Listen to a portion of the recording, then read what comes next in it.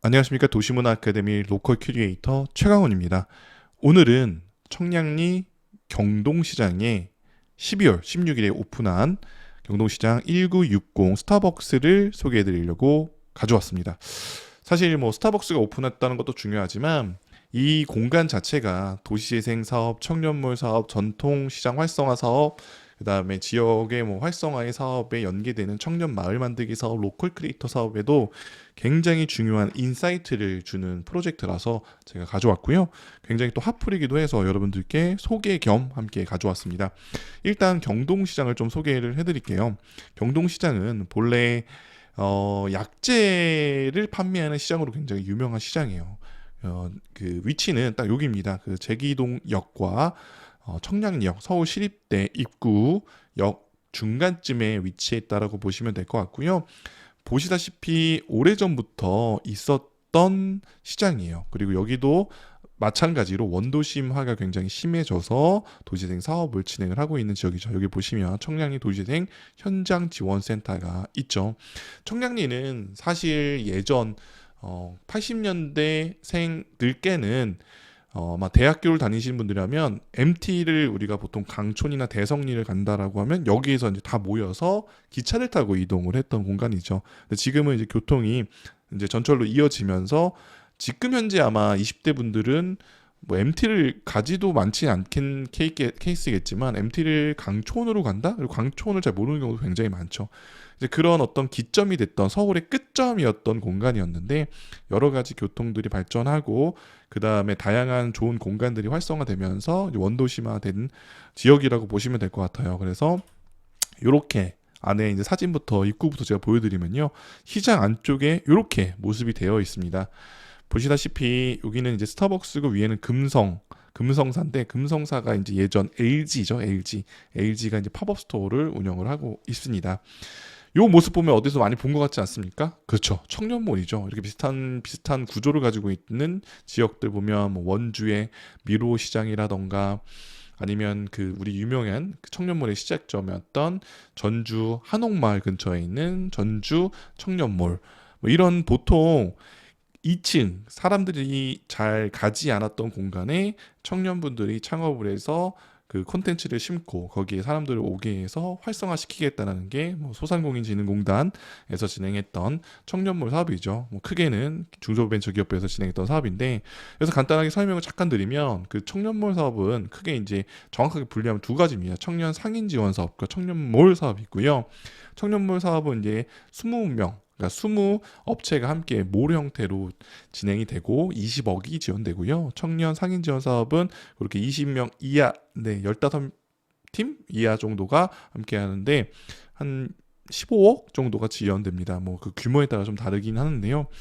근데 여러분들 최근에 그 청년몰 중에 어떤 성공했다라는 거 들어보신 적 있으신가요? 물론 열심히 하고는 있지만 그 청년몰 상인분들도 그렇고 그게 또 활성화돼서 전통시장까지 활성화된 사례가 찾기가 좀 쉽지가 않죠. 구조적인 문제가 있긴 한데 그건 조금 이따 말씀을 드리고요. 일단 한번 입구 쪽 가볼까요? 입구는 이렇게 생겼습니다. 입구가 딱 보시면 모처럼 딱 느껴지세요? 맞죠? 예. 예전에 여기가 극장이었어요. 그래서 극장 입구처럼 생겼다라고 보시면 될 것 같은데 내부도 한번 보시면 이렇게 돼 있습니다. 예전에 이제 극장으로 쓰이던 공간이기 때문에 그 형태를 그대로 남겨서 이렇게 활용했다. 이런 공간이 왜 더 매력적으로 보이냐? 지금 현재 지어지는 건축물에서는 이런 구조가 나오기가 쉽지가 않죠. 왜 그러냐면 다양한 이제 건축법상의 여러 가지의 어떤 제약 때문에 이런 건축물의 형태가 나오지가 않고, 이런 건축물이 매력 있는 건 우리가 그전에 지금 현재 건축법상에 나오는 건물들은 대부분 80%가 비슷한 형태잖아요. 네모난 형태고, 그러면 효율성이 굉장히 중요하기 때문에 건물에. 그래서 이런 공간들이 익숙하지 않기 때문에, 익숙하지 않다라는 거는 어떻게 보면 우리에게는 또 새롭다는 거잖아요. 그래서 이 공간을 소비하고자 하는 욕구가 굉장히 큰 겁니다. 그래서 최근에 핫플이 대부분 이렇게 보시면 될 것 같고요. 그러니까 골목길이 또 뜨는 이유 중에 하나는 우리가 대부분 청년분들, 지금 이제 MZ 세대 분들은 계획 도시에서 태어났잖아요. 그러니까 계획된 도시, 골목 이런 데서 했는데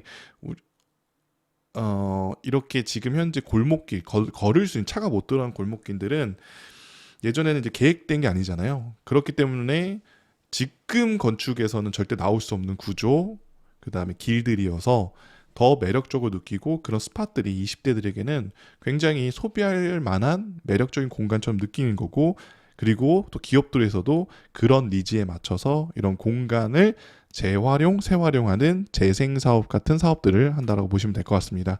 실제 모습은 이렇습니다. 12월 16일에 오픈했는데요. 벌써부터 아마 이제 지금 초반이니까 더 그렇겠지만 정말 이제 줄 서서 들어가신다라고 보시면 될 것 같아요. 이렇게 또 공간도 딱 보여드리도록 하겠습니다. 그래서 혹시 기회 되신다라고 하면 특히나 이제 서울 시립대 같은 경우는 도시재생도 굉장히 유명한 적이고, 그리고 근처에 있으니까 아마 학생분들이 무조건 방문해야 되는 핫플이지 않을까라는 생각이 듭니다. 입구 쪽도 제가 영상 한번 가져왔는데 이런 식으로 돼 있어요.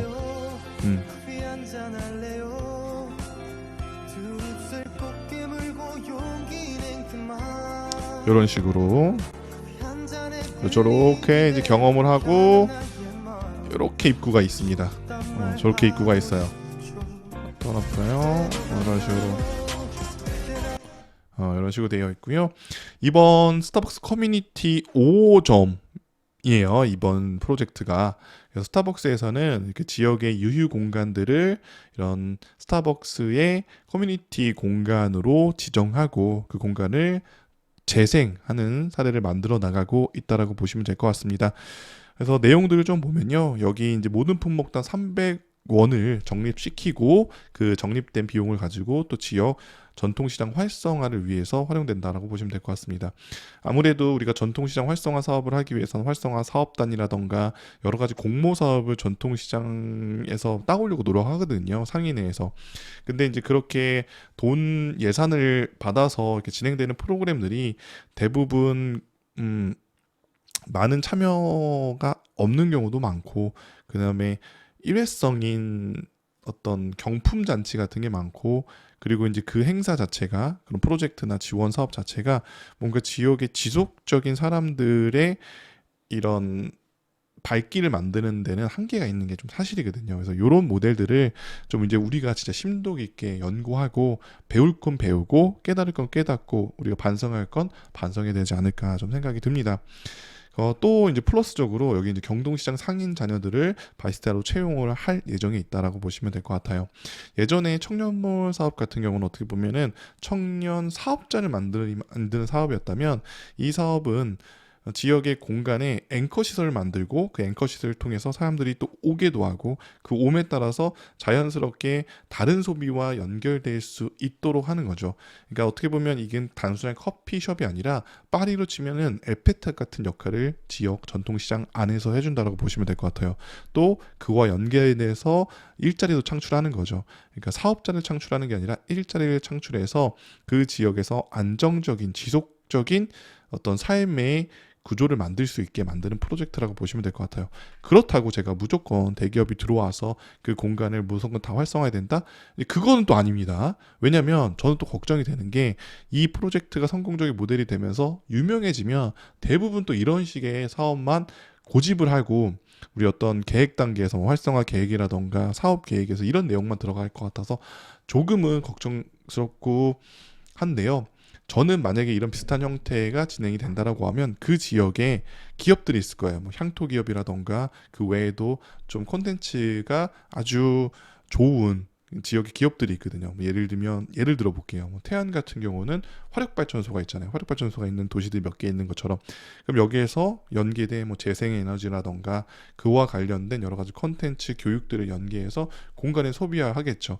그러면 첫 단계에서는 그 교육 소비를 할 수 있는 어린 친구들이나 어린이집이라던가 초등학교 이런 데와 먼저 연계를 할 것이고요. 그럼 이제 그게 당연히 어떤 경험 공간으로서 부모 세대와 함께 공간하는 가족형 체험 공간이 될 것이고, 그 공간은 추후에 이제 지속성 있는 발길이 이뤄지고 그게 이제 전통시장 안에 들어가서 이런 공간을 통해서 또 전통시장을 알파 세대들이 경험할 수 있는 기회를 마련해주는 어떤 그런 단계의 사업을 진행해야 되지 않을까 좀 생각이 듭니다.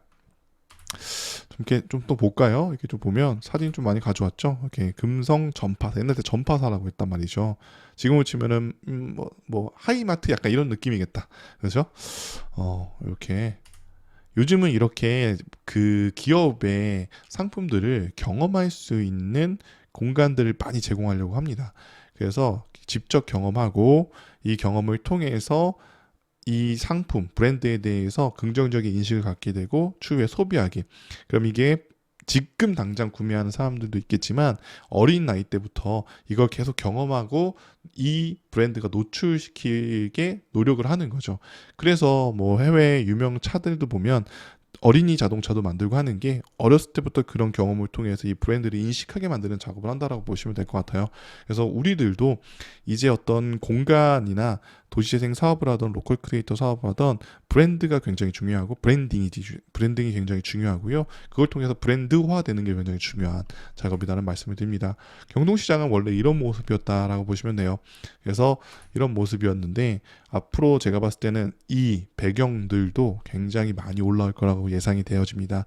처음에 이런 게 있는지 모르고 이 공간을 소비하러 왔다가요. 이 풍경도 어떻게 보면은 굉장히 새로운 풍경이거든요. 알파 세대나 MZ 세대한테는. 그래서 이 공간들도 추후에는 하나하나 소비가 돼서 전통시장 활성화에 정말 또 다른 패러다임을 만들어지지 않을까 생각이 듭니다. 기존엔 이런 거 많이 했었죠. 뭐 노브랜드 샵이라던가 지역에 있는 어떤 공간에 기업들이 들어가서 상생 구조를 만들려고 노력했는데 그래도 나쁘진 않았으나 큰 결과는 내리지 못했던 것도 사실이거든요. 청년몰 사업이 지금 이제 또 해보니까 이런 모습이에요. 어떠세요? 여러분들 느끼기엔. 저는 말하진 않겠지만 여러분들 아마 이 청년몰 사업은 구조적으로 좀 변화가 필요합니다. 첫 번째 이제 청년몰은 어떤 형태냐면 가장 초보자가 가장 어려운 공간에서 창업을 하는 이런 사례라고 보시면 될 것 같아요. 그리고 이 공간에 대한 어떤 입점을 하는 청년분들을 선정할 때도 5, 60대 분 심사위원들께서 물론 경력이 굉장히 높으시죠. 근데 저는 어떤 생각이 드냐면 이런 공간들의 콘텐츠에 대한 심사들은 사실 경력도 굉장히 중요한데 이 사람에 대한 능력이 좀 많이 좀 반영이 돼야 돼요. 근데 보통 이런 심사위원들 제가 이제 뽑는 기준들이나 위원들로 이제 신청을 하려고 하다 보면 10년 차 뭐 경력이 있거나 교수님이시거나 뭐 이렇게 하는 경우들이 많습니다. 근데 사실 교수님이시면 이런 창업을 해보시기에는 쉽지가 않잖아요. 물론 뭐 경험을 해야지 모든 걸 잘하는 건 아니겠지만 그래도 경험이 있고 그리고 장사는 트렌드가 굉장히 또 예민하잖아요. 그래서 그런 것들을 함께 얘기해 줄 수 있는 그런 젊은 심사위원들도 한 50% 그리고 이렇게 연륜 있고 경력 있는 분들도 50% 그러지 않으면 실제 좋은 아이템들을 뽑아내고 배치하고 심기가 쉽지가 않을 겁니다. 그래서 그런 구조적인 변화가 필요한 시점이다라고 말씀을 드리고요. 요게 이제 청년몰이 바로 옆에 있어요. 그러니까 좀 건물 단지는 다른데요. 혹시 가보실 분들이 있다라고 한번 가보시면 우리가 이 재생 사업이라던가 지역 전통시장 활성화 사업들은 어떤 형태의 사업으로 진행해야 되는지에 대해서 아마 현장에서 굉장히 많이 느끼실 겁니다. 뭐가 다르고 이런 게 다른구나. 그거 관련돼서도 제가 또 추후에 강의를 만들 거지만 아마 현장에 한번 가보시길 좀 추천드립니다. 그러면 딱 이제 비교가 될 거니까. 어쨌든 이렇게 기업과 예전에 전통시장은 약간 반대 개념이었잖아요. 전통시장의 어떤 적 같은 느낌이었다면 이제는 이제 그런 게 없는 것 같아요. 모든 분야가 좀 그렇게 된 것 같아요. 대기업에서도 지역의 이런 공간들에 대한 가치, 그다음에 소비자의 니즈도 정확하게 파악하고 가능성도 높게 생각하시고 계시는 것 같고요. 이제 전통시장에서도 단순하게 대기업에 들어와서 지금 당장 우리가 뭔가를 안 팔린다라고 생각하고 피해를 입는다 생각하는 것들도 많이 깨우치신 것 같아요. 아니라는 것을. 그래서 이렇게 협업하면 지금 당장의 그러니까 피해도 있을 수 있는 부분도 있겠지만 그 이후에 전체적인 어떤 버짓을 봤을 때는 훨씬 더 효과적이라는 것들을 많이들 이제는 생각하시는 것 같습니다. 어쨌든 이 모델이 좋은 또 하나의 모델이 되어서 지역의 스타벅스뿐만 아니라 다양한 지역 브랜드들이 함께 협업해서 전통시장 상인분들도 더 좋은 여건에서 성장하고 또 더 많은 원도심들이나 전통시장 이런 사업들이 더 활성화하는 어떤 시작점이 되면 좋겠습니다. 이런 5개의 공간들이 있고요. 연계해서 제가 이런 문화재생한 사례들이 있어요. 여기는 스타벅스가 콘텐츠로 들어온 거고 비슷하게 이제 문화 콘텐츠를 통해서 공간을 재생한 사례 공간, 유휴 공간이 생각보다 많습니다. 여러분들 이런 공간 비슷한 공간이거든요. 더 큰 공간도 많고 제가 그래서 그 공간들 한 20군데 됩니다. 그건 제가 프로젝트로 이제 한 3개씩 소개하면 한 5회차 정도 나오겠네요. 그 공간도 소개해 드릴 거고요. 지역별로 다 있으니까 그런 공간 소개하면서 또 더 내용 자세하게 다룰 수 있도록 하겠습니다. 어쨌든 여러분들 이제 패러다임을 바꿀 시대입니다. 예전처럼 입분법이 적용되지 않습니다. 이거는 적이고 아니고가 아니라 같이 협업도 하고 이렇게도 협업하고 융합해서 새로운 콘텐츠 만들고 그리고 이 콘텐츠를 여기다 심고 중개해줄 콘텐츠 스카우터의 역할도 굉장히 중요한 모델이 될 겁니다. 이제 지역을 넘어서 지역을 활성화시킬 수 있다라고 하면 그 콘텐츠가 무엇이든지 우리 동네에 협업시키고 적용시키고 환영해야 된다. 이렇게 말씀을 좀 드리면서 이번 영상을 마무리하도록 할게요. 다음에 또 여러분들 문화재생, 유휴공간 재생 사례 가지고 돌아올 수 있도록